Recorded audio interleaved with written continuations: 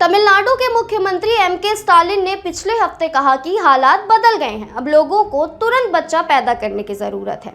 8 मार्च को आंध्र प्रदेश के सीएम चंद्रबाबू नायडू ने भी कहा कि महिला कर्मचारियों को बच्चों की संख्या की परवाह किए बिना मैटरनिटी लीव दी जाएगी। इसी के साथ टीडीपी सांसद ने भी तीसरा बच्चा लड़की होने पर 50,000 रुपए और लड़का होने पर एक गाय देने का ऐलान कर दिया। पिछले कुछ समय से दक्षिणी राज्यों के नेता जनसंख्या बढ़ाने के संकेत दे रहे हैं। हेलो एंड वेलकम टू वयम भारत और मैं हूं आपके साथ सोमा सिंह। आखिर क्यों डरे हुए हैं दक्षिण भारत के राज्य? परिसीमन क्या है और इससे किसका फायदा होगा? इन सभी प्रश्नों के जवाब मिलेंगे आपको आज के इस वीडियो में, तो बने रहिए अंत तक। चंद्रबाबू नायडू और काली शेट्टी के ज्यादा बच्चा पैदा करने वाले बयान को लोकसभा में परिसीमन से जोड़कर देखा जा रहा है। जनगणना के बाद 2026 में लोकसभा सीटों की परिसीमन होने की उम्मीद है। ऐसे में राज्यों को डर है कि 46 साल से रुका हुआ परिसीमन हुआ तो लोकसभा में हिंदी भाषा राज्यों के मुकाबले उनकी सीटें कम हो जाएंगी। लेकिन ये सब परिसीमन होता क्या है, ये कब और कैसे होगा? देश की जनसंख्या लगातार बढ़ रही है। ऐसे में एक सांसद और विधायक अपने क्षेत्र में जितने लोगों को रिप्रेजेंट कर सकता है, समय के साथ वहां आबादी उससे ज़्यादा हो जाती है। इसलिए जनसंख्या के आधार पर लोकसभा और विधानसभा की सीमाएं दोबारा निर्धारित करती है।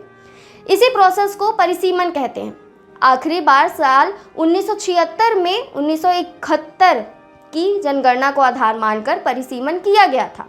तब देश की आबादी 54 करोड़ थी और हर 10 लाख आबादी पर एक लोकसभा सीट का फॉर्मूला अपनाया गया था। इस तरह लोकसभा की कुल 543 सीटें तय हुई थी। हर जनगणना के बाद परिसीमन कराने का नियम था, लेकिन ये नहीं हुआ। इंदिरा सरकार ने 1976 में इमरजेंसी के दौरान संविधान में संशोधन कर नए परिसीमन पर 2002 तक के लिए रोक लगा दी। इसके बाद अटल सरकार ने 2026 तक रोक लगा दी। अब 2026 में परिसीमन की सुगबुगाहट मिल रही है। 2026 में परिसीमन शुरू होता है तो 2011 की जनगणना को आधार माना जा सकता है। 2011 में देश की आबादी लगभग 121 करोड़ थी। ऐसे में 10 लाख आबादी पर एक सीट का फॉर्मूला अपनाया जाता है तो देश भर में कुल 1210 लोकसभा सीटें होंगी, क्योंकि नई संसद में लोकसभा में मैक्सिमम 888 सांसद ही बैठ सकते हैं।